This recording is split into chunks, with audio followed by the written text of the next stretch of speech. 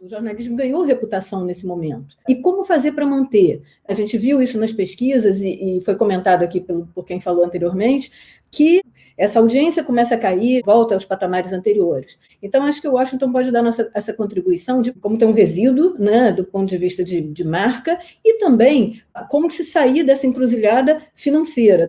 Tentando resumir um momento que a gente está vivendo, eu que tenho, morando hoje em Londres, com o Brasil, a distância geográfica, mas a proximidade afetiva, a primeira coisa que a gente precisa pensar: nunca a mídia brasileira, que é historicamente de altíssima qualidade, a boa mídia brasileira, foi tão importante. Dando um exemplo e associando com a publicidade, né? A publicidade brasileira, que ficou famosa mundialmente, não teria se consagrado no planeta sem a existência de empresas que, obviamente, não são perfeitas, mas, obviamente, foram trabalhos de mídia sensacionais. Nós temos que ser muito gratos à mídia brasileira e acho que, nesse momento, particularmente que o Brasil vive, e acompanhando com uma certa distância crítica, eu acho que a mídia brasileira tem sido de uma importância fundamental até por uma coisa. Nesse momento, a gente tem que reconhecer que nós vivemos um momento onde a informação está mais importante do que a persuasão.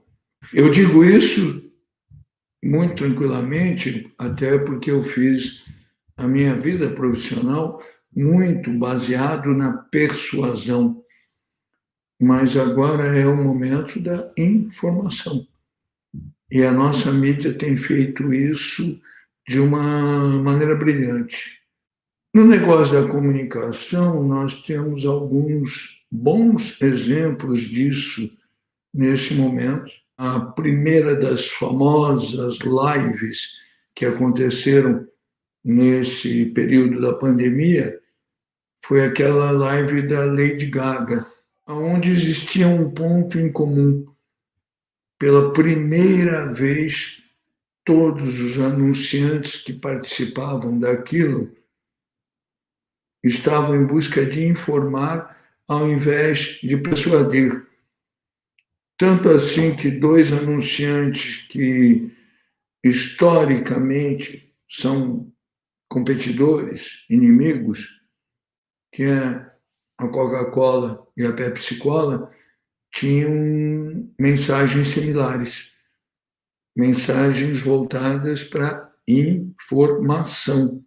Um grande problema, por exemplo, que eu vejo particularmente na maioria dos políticos brasileiros, é que boa parte deles se preocupam em contar ou ilustrar o que eles estão fazendo, quando num momento como esses, eles deveriam colaborar tentando dizer o que as pessoas precisavam ou precisam fazer.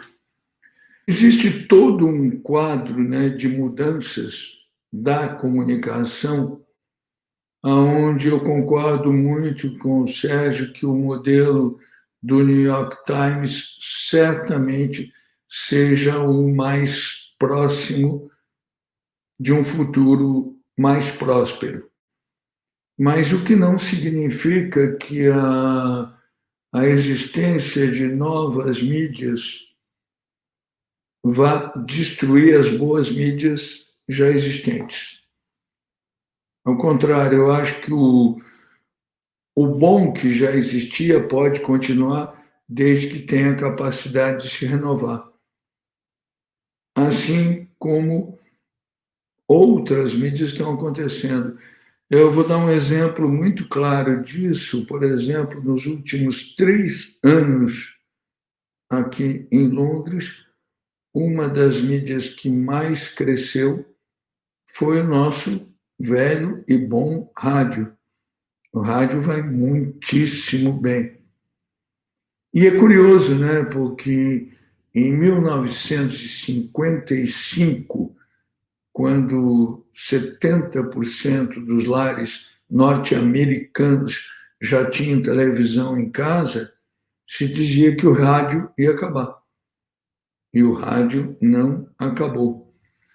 A grande questão, eu acho, que a gente tem que pensar, né, é que, seja qual for o veículo, seja um folhetinho para distribuir no pedágio, seja o mais digital e, entre aspas, moderno dos meios, se não tiver uma grande ideia, não acontece absolutamente nada.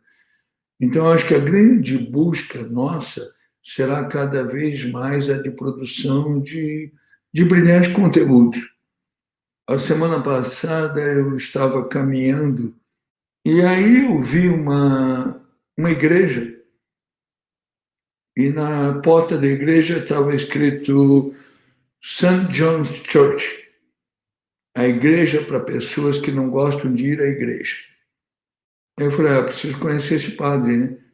Preciso saber como é que ele escreveu isso. E ele falou, olha, eu percebi há 8 anos atrás que tinha muita gente que se aborrecia para ir à igreja.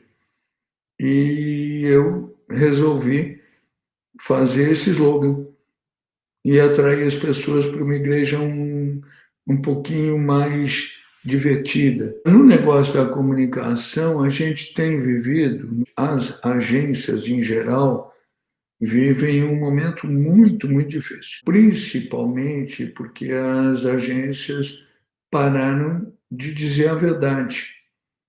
Começaram a dizer aquilo que elas imaginavam que os anunciantes gostariam de ouvir, ao invés daquilo que devia ser dito.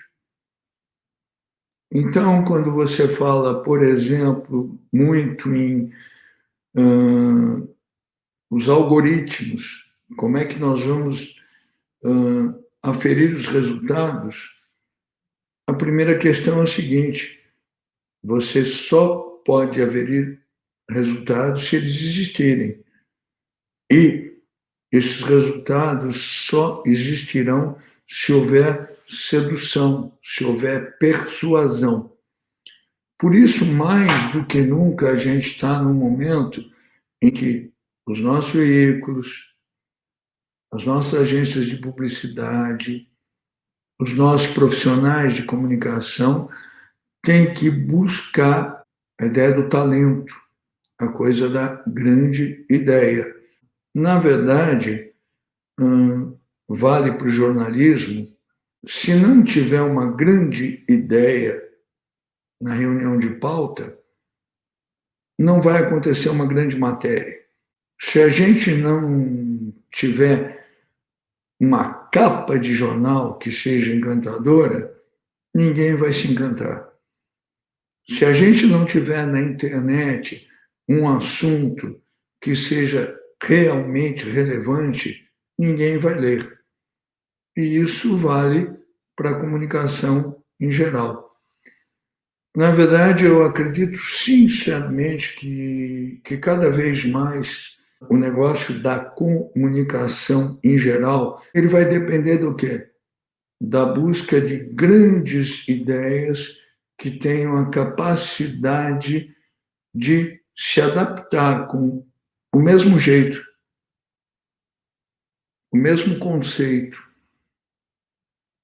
em cada um dos veículos, com a característica de cada um dos veículos. Eu tenho notado uma coisa muito ruim no Brasil, que é uma briga dos online e os offline, quando, na verdade, deveriam estar cada vez mais unidos, sabendo que dá para se manter todas as mídias.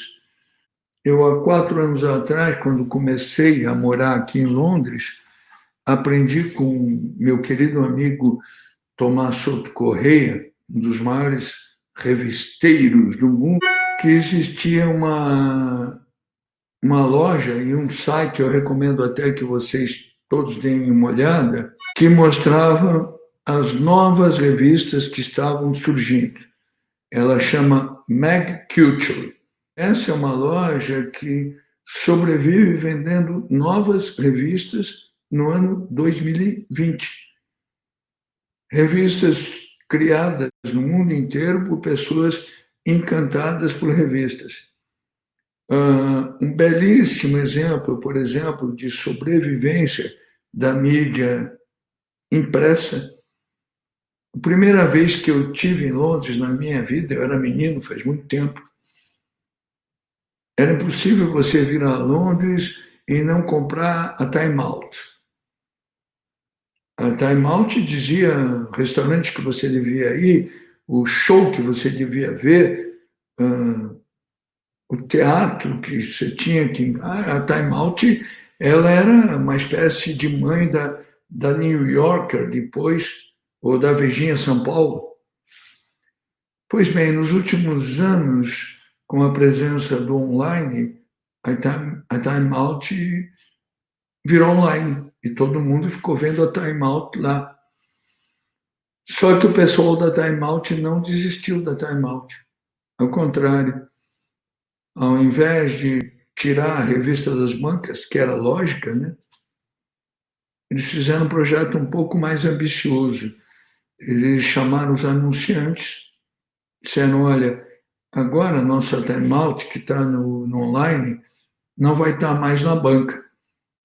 Mas ao invés de diminuir a circulação, o senhor mantém o seu anúncio, porque nós vamos aumentar. A gente vai multiplicar a Time Out e vai distribuir nas paradas dos metrôs, nas ruas. E assim a revista impressa também sobreviveu. Eu não tenho dúvida que uma das maiores aulas de credibilidade e um dos momentos bonitos desse momento horrível do Covid foi o consórcio das empresas jornalísticas brasileiras. Empresas extremamente competitivas que se uniram para mostrar que existia uma causa maior, que era cuidar das pessoas. E, particularmente, para mostrar a força do jornalismo brasileiro, particularmente, num momento onde ele é, muitas vezes, injustamente contestado. Dentro disso, essa demonstração de credibilidade, eu acho que faz muito o discurso para o anunciante. Mais do que nunca, o anunciante vai precisar de credibilidade. E só o jornalismo de alta qualidade oferece essa credibilidade. Não é muito difícil, não, você fazer uma coisa pseudo-intelectualizada de pequena audiência que não vai durar muito. E não é muito difícil você fazer uma coisa popularesca, quase a vagabundada, de muita audiência, que vai durar pouco. Difícil é fazer o popular de qualidade, que eu acho que é isso que o bom jornalismo brasileiro faz há muito tempo. E nesse momento, onde ele se transformou ainda em mais fundamental, no momento onde a informação ficou mais necessária que a persuasão, a informação ficou mais importante que o entretenimento, o jornalismo brasileiro mostrou isso. E é isso que o jornalismo brasileiro tem que comunicar e vender. Isso é um produto de altíssima qualidade, merece ser vendido.